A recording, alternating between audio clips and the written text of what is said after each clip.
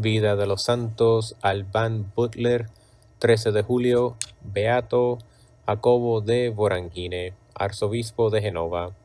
El apellido del beato Jacobo se deriva del nombre del pueblecito de Viraggio, actualmente Varese, cerca de Génova, donde nació hacia el año 1230. A los 14 años, Jacobo ingresó en la orden de predicadores. Al cabo de varios años de intenso estudio y preparación espiritual, empezó a predicar en las iglesias de Lombardia, donde pronto se hizo muy famoso.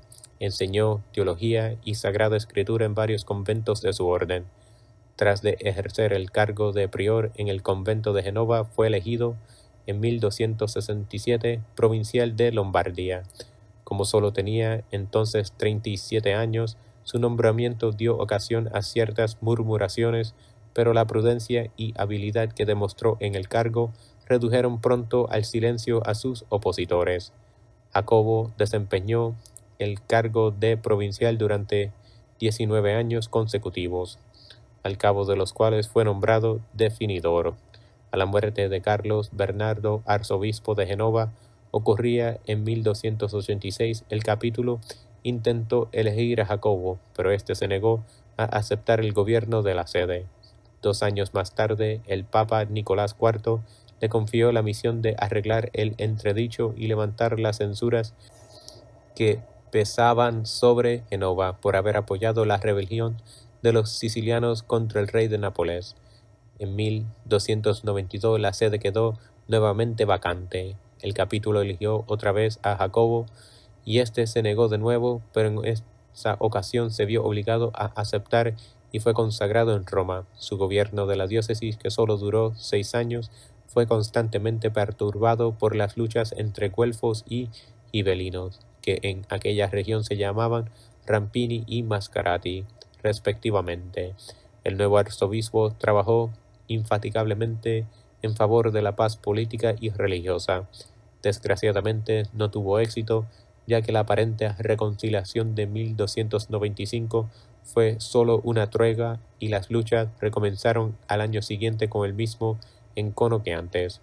Como Jacobo no olvidaba su voto religioso de pobreza, empleaba libremente las rentas de su rica diócesis en socorrer a los necesitados y a las víctimas de la guerra civil, en dotar hospitales y monasterios, en reconstruir iglesias. Fue un verdadero modelo entre los prelados del norte de Italia, algunos de los cuales aplicaron las mismas medidas que él para mantener la disciplina entre el clero.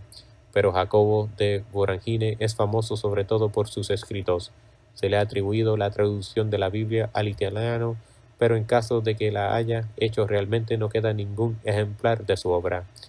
La razón de la fama del beato es que fue el autor de la Legenda Sanctorum, más conocida con el nombre de Legenda Aurea, la leyenda dorada.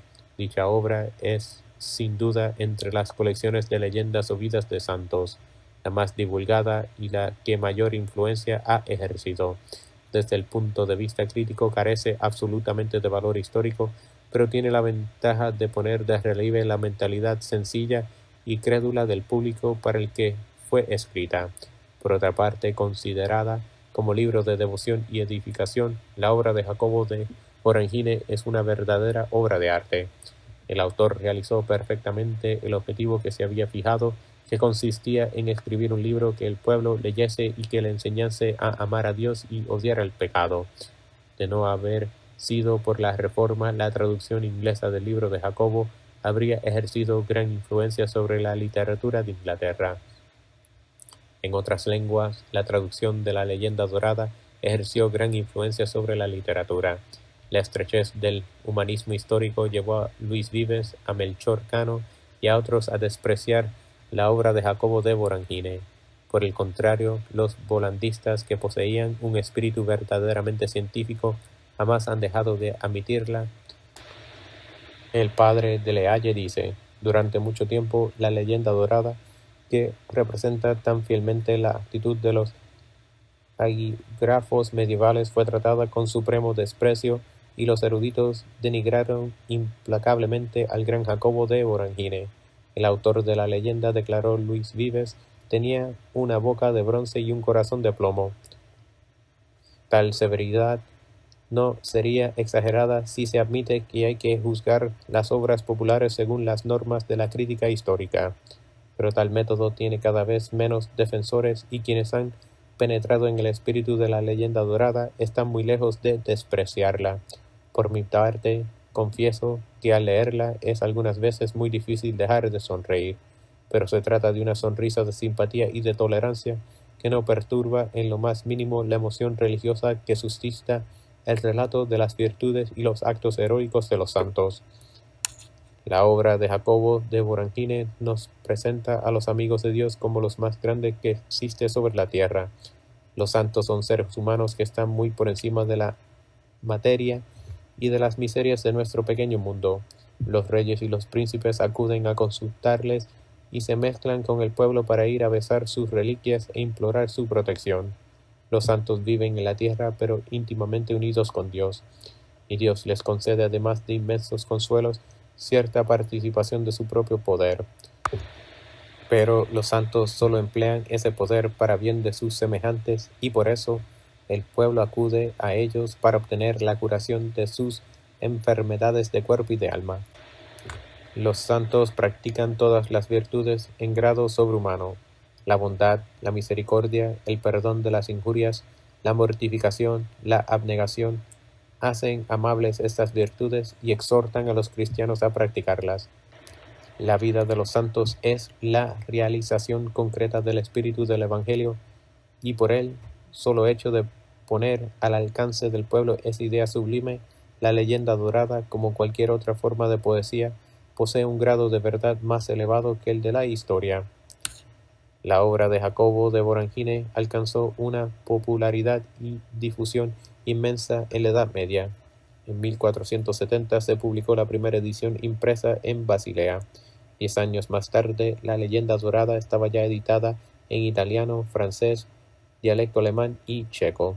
Caxton publicó la primera edición inglesa en 1483 en Westminster.